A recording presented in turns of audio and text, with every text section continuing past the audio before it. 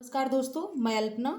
PGT education subject की तैयारी आपको यहाँ पे करवाई जा रही है रिवीजन के साथ साथ पूरा व्याख्या सहित। ठीक, तो अभी तक मैंने 2 वीडियो इस पर बनाए हैं और आपने नहीं देखा है तो प्लेलिस्ट बनी हुई है, जाकर देखिए ज़रूर। आदर्शवाद, प्रयोजनवाद, प्रकृतिवाद मैंने कंप्लीट करवाया है और कुछ जो मनोवैज्ञानिक विचार हैं उनके भी क्वेश्चन अपलोड किए हैं। तो किसी भी बहुविकल्पीय प्रश्न को सॉल्व करने से पहले, एमसीक्यू सॉल्व करने से पहले हम उसकी व्याख्या को पढ़ते हैं। थ्योरी जब तक हमारी कंप्लीट नहीं होगी, हमारा कोई भी एमसीक्यू सही नहीं हो सकता है। तो वन लाइनर ही ऐसे ही आपको कंप्लीट करवाऊंगी मैं, उसके बाद फिर एमसीक्यू कंप्लीट होगी आपकी। तो प्लीज़ अगर आपको वीडियो अच्छा लगे, ऐसे वीडियो की ज़रूरत हो तो हमें कमेंट में ज़रूर बताइए कि हाँ हमें ऐसे वीडियो की ज़रूरत थी, आप वीडियो और बनाइए। आपका कमेंट आएगा तो मैं और वीडियो बनाऊंगी। तो चलिए शुरुआत करते हैं यथार्थवादी शिक्षा के बारे में।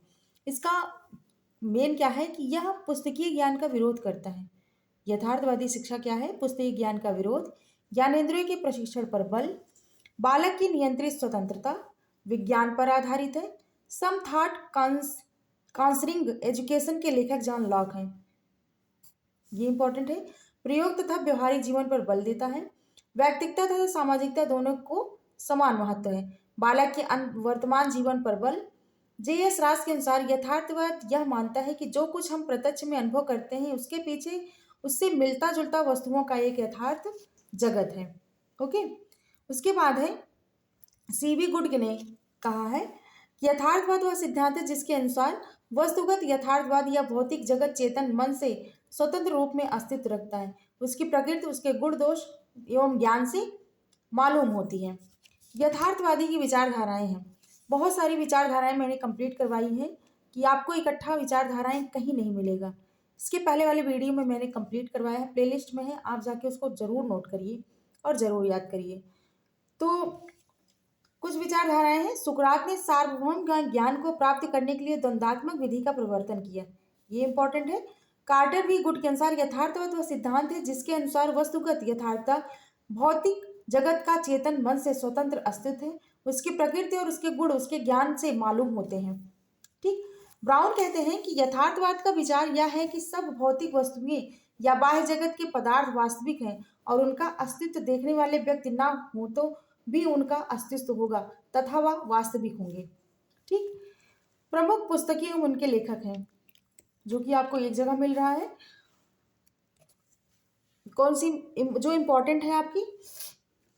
Of pedantry of the education of the children तथा of the affection of father to their children नामक पुस्तकें लॉर्ड माउंटेन ने लिखी थी। ठीक है, of pedantry, of the education, of the children, of the affection of the father to their children, ये पुस्तक किसने लिखी है? लॉर्ड माउंटेन ने। नेक्स्ट है कि ट्रैक्ट्स ऑफ एजुकेशन पुस्तक के लेखक मिल्टन है। हीरोइक डीड्स ऑफ पैटागोरियल के लेखक रेवले हैं। क्या है? रेवले। सिस्टम ऑफ स्टडीज तथा सिसोरोनियनिज्म नामक पुस्तकों के लेखक इरास्म हैं। द न्यू एटलांटिस तथा एडवांसमेंट ऑफ लर्निंग नामक पुस्तकों के लेखक फ्रांसिस बेकन हैं। एलिमेंट्री तथा पोजीशंस नामक पुस्तकों के लेखक मूल कास्टर हैं। आइए अब हम जानेंगे नौ यथार्थवाद। बर्ट्रैंड रसेल ये भी ज्ञानेंद्रियों के माध्यम से शिक्षा प्रदान करने में विश्वास करते हैं। इन्होंने बालक के संवेदात्मक विकास पर बल दिया है। हाइट एड इनका विश्वास है व्हाइट हेड इनका विश्वास था कि चर तथा अचर तथा जड़ और चेतन प्रत्येक एक अवयव है। उनके अनुसार शिक्षा का उद्देश्य इस प्रकार के अवयव का सर्वांगीण ज्ञान प्राप्त करना है। नौ यथार्थवाद ऐसी विचारधारा है जिसका महत्व शिक्षा की अपेक्षा दर्शन तथा विज्ञान के क्षेत्र में अधिक है। किसकी अपेक्षा? शिक्षा की अपेक्षा दर्शन तथा विज्ञान क्षेत्र में अधिक है। प्रसिद्ध वैज्ञानिक रस्क के अनुसार नौ यथार्थवाद का महत्वपूर्ण योगदान उन पद्धतियों तथा निष्कर्षों को मान लेने में है जो भौतिक शास्त्र के आधुनिक विकास से प्राप्त हुए हैं। ठीक, उसके बाद आपका है कि नव यथार्थवाद का विकास। नव यथार्थवाद का विश्वास है कि विज्ञान के नियम भी अन्य नियमों की भांति परिवर्तनशील हैं। वह किसी सीमित अथवा विशेष परिस्थितियों में ही प्रामाणिक होते हैं। जब उन परिस्थितियों में परिवर्तन होता है तो इनमें भी परिवर्तन होता है। इसके बाद के विद्वान विज्ञान तथा कला दोनों की शिक्षा पर बल देते हैं। इस यथार्थवाद के समर्थकों में निम्नलिखित विद्वानों के नाम उल्लेखनीय हैं। चलिए देखते हैं कौन कौन है। मोस्ट इंपॉर्टेंट है स्वामी विवेकानंद के अनुसार। विवेकानंद जी के अनुसार क्या है कि स्वामी विवेकानंद के अनुसार यदि शिक्षा का अर्थ सूचनाओं से होता है तो पुस्तकालय संसार के सर्वश्रेष्ठ संत होते तथा विश्वकोश ऋषि बन जाते। स्वामी जी के अनुसार शिक्षा का अर्थ मनुष्य में निहित शक्तियों का पूर्ण विकास है, ना कि मात्र सूचनाओं का। ये 2 क्वेश्चन है। ठीक है। शिकागो में उनके भाषण को सुनकर वहां की मीडिया ने उन्हें साइक्लोनिक हिंदू माना। ये मोस्ट इंपॉर्टेंट पूछा जाता है, साइक्लो हिंदू नाम किसे दिया गया है? तो स्वामी विवेकानंद को। रामकृष्ण मिशन का मुख्यालय वेलूर मठ कोलकाता में है। गुरुदेव रविन्द्रनाथ टैगोर ने स्वामी जी के विषय में रोमियो रोला को पत्र में लिखा था कि यदि तुम भारत के विषय में जानना चाहते हो तो विवेकानंद का अध्ययन करो। ये भी पूछा गया है कि किसने कहा कि यदि तुम भारत को के विषय में जानना चाहते हो तो विवेकानंद का अध्ययन करो, तो गुरुदेव रविन्द्रनाथ टैगोर ने कहा है। स्वामी विवेकानंद ने मानव जीवन में निर्भीकता, सत्यता और स्वतंत्रता में विश्वास रखते हैं। स्वामी जी को राष्ट्रीय स्वतंत्रता आंदोलन का आध्यात्मिक पिता कहा जाता है। ये भी इंपॉर्टेंट है कि राष्ट्रीय स्वतंत्रता आंदोलन का आध्यात्मिक पिता किसे कहा जाता है? तो स्वामी विवेकानंद को। आइए टैगोर के बारे में जानते हैं। टैगोर की शिक्षा। शिक्षा के संबंध में उन्होंने लिखा है, शिक्षा मस्तिष्क को अंतिम सत्य खोजने योग्य बनाती है। जो सत्य हमें पार्थिव बंधनों से मुक्त करता है और हमें वह धन देता है जो सांसारिक वस्तु नहीं है बल्कि आंतरिक प्रकाश है, जो शक्ति नहीं है बल्कि प्रेम है और जिसके कारण मानव उस सत्य को अपना बना लेता है जो उसे ढंग से प्रकट करता है। टैगोर ने अपने समय की शिक्षा को दोषपूर्ण बताया था। शिक्षा के व्यापक अर्थ पर बल दिया कि शिक्षा का अर्थ स्पष्ट करते हुए उन्होंने कहा, सर्वोत्तम शिक्षा वह है जो हमें सूचना तथा ज्ञान ही प्रदान नहीं करती वरन हमारे जीवन का विश्व के समस्त जीवों के साथ मेल उत्पन्न करती है। गांधी जी ने हेनरी डेविड थोरो के निबंध सहित डिसओबीडियंस से सत्याग्रहण की प्रेरणा ली थी। गांधी जी 9 जनवरी 1915 को भारत वापस आए थे, इसलिए इस उपलक्ष्य में भारत में प्रतिवर्ष 9 जनवरी को प्रवासी दिवस, भारतीय दिवस मनाया जाता है। अब हम जो पढ़ने चल रहे हैं ये आपके लिए बहुत ही इंपॉर्टेंट है। गांधी जी एक मुकदमे के सिलसिले में दक्षिण अफ्रीका गए थे, परंतु वहां पर भारतीयों पर हो रहे अन्याय को देखकर उन्होंने वहां रुककर अहिंसात्मक लड़ाई लड़ने का निश्चय किया, जिस कारण से वहां लगभग 25 वर्ष रहे। ये पूछा जाता है कि कितने वर्षों तक रहे, तो 25 वर्षों तक। गुरुदेव रविन्द्रनाथ टैगोर के पिता ने 1863 ईस्वी में वर्तमान विश्वविद्यालय स्थल शांति निकेतन में एक ध्यान केंद्र स्थापित किया तथा 1883 ईस्वी में ब्रह्म विद्यालय और एक पुस्तकालय की स्थापना की। ठीक। टैगोर जो कि अपने समय के शैक्षिक सुधारों के पुरोधा थे की इच्छा को पूरा करते हुए रविन्द्रनाथ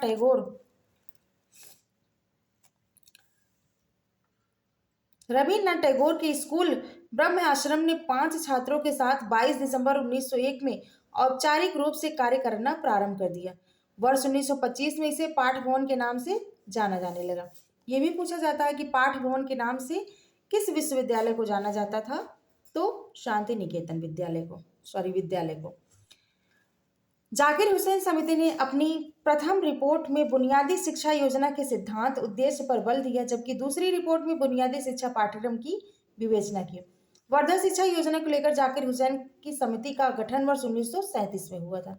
ये भी पूछा जाता है कि वर्धा शिक्षा किससे जुड़ी है, तो ये जुड़ी है गांधी जी से, लेकिन समिति का गठन किस वर्ष किया गया? 1937 में किया गया। किसके सहयोग से? तो जाकिर हुसैन के। 23 अक्टूबर 1937 में वर्धा में मारवाड़ी राष्ट्रीय हाई स्कूल में आयोजित शिक्षा सम्मेलन के अध्यक्ष पद से भाषण देते हुए गांधी जी ने कहा, यह भी पूछा जाता है कि 1937 में वर्धा में किस सम्मेलन के अध्यक्ष थे, किस स्कूल के? तो मारवाड़ी राष्ट्रीय हाई स्कूल के।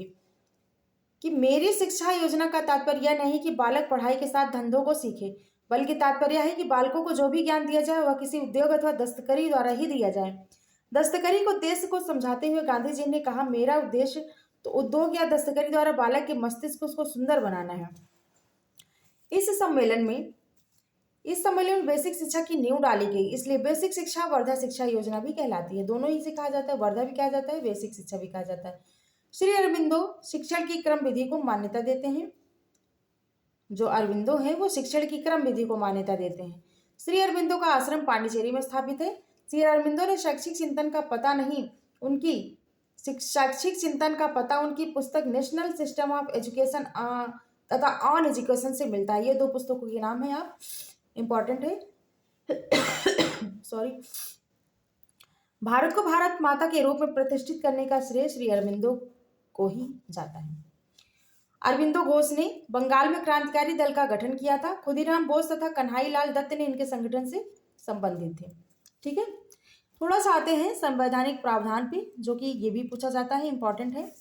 हम भारत के लोग भारत को एक संपूर्ण प्रभुत्व संपन्न समाजवादी पंथ निरपेक्ष लोकतंत्रात्मक गणराज्य बनाने के लिए तथा उसके समस्त नागरिकों को सामाजिक, आर्थिक, राजनैतिक, न्याय विचार, अभिव्यक्ति, विश्वास, धर्म और उपासना की स्वतंत्रता, प्रतिष्ठा तथा अवसर की समानता प्राप्त करने के लिए तथा इन सब में व्यक्ति की गरिमा और राष्ट्र की एकता तथा अखंडता सुनिश्चित करने वाली बंधुता को बढ़ाने के लिए दृढ़ संकल्प होकर अपनी इस संविधान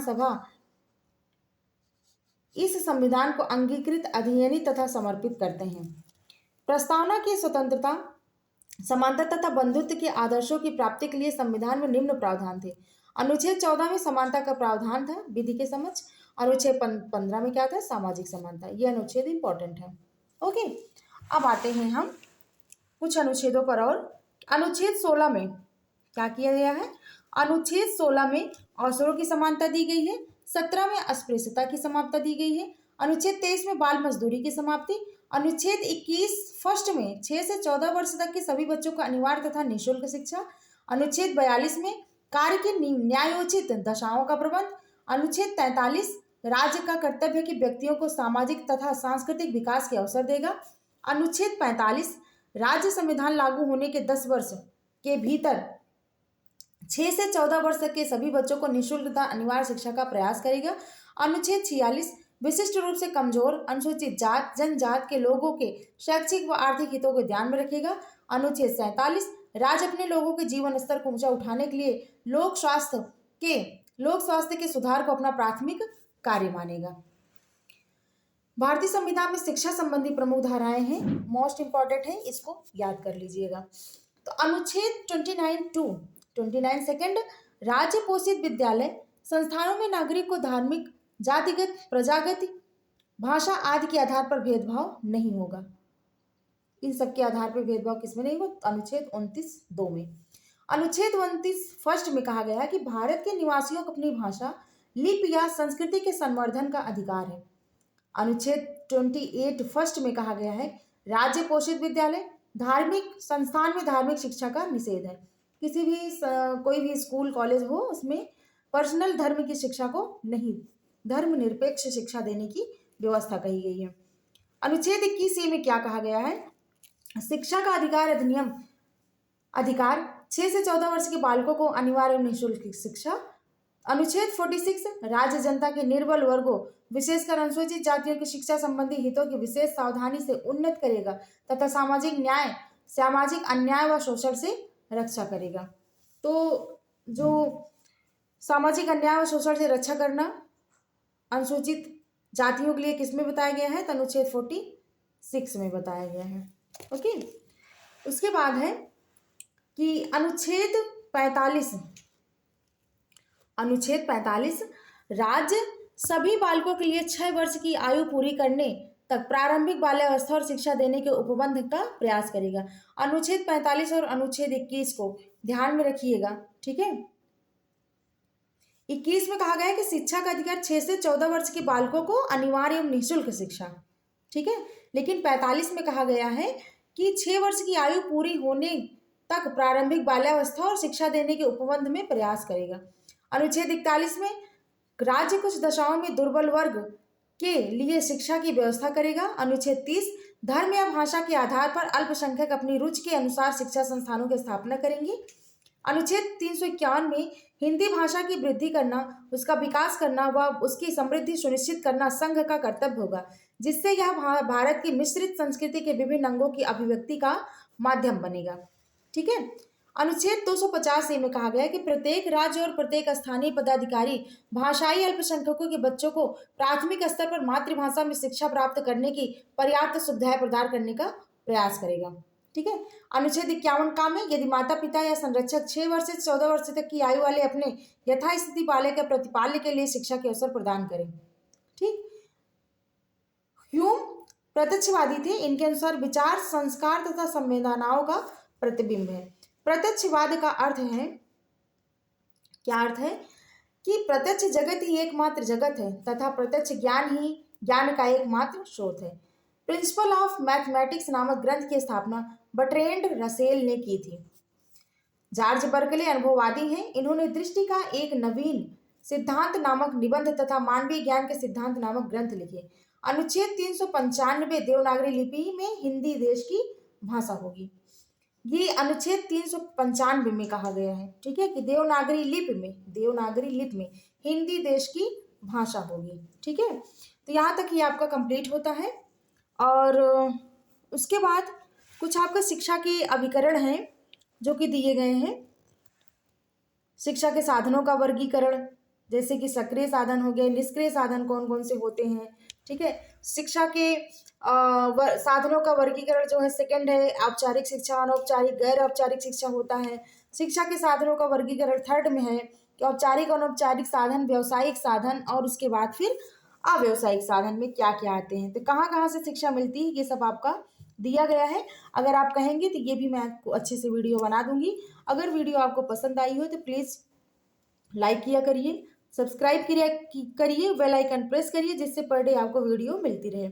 मैं पहले थ्योरी कंप्लीट करवा के एक एक टॉपिक की थ्योरी कंप्लीट कराऊंगी, उसके बाद फिर एमसीक्यू लेकर आऊंगी। ऐसे अगर वीडियो की ज़रूरत थी आपको तो प्लीज़ ईमानदारी से कमेंट में हमें बताइए कि जी मैम हमें ऐसे वीडियो की ज़रूरत है, मैं कंटिन्यू करूँगी। ओके, आपकी कमेंट का हमें इंतज़ार रहेगा। और वीडियो देखने के लिए बहुत बहुत धन्यवाद। जय माता दी।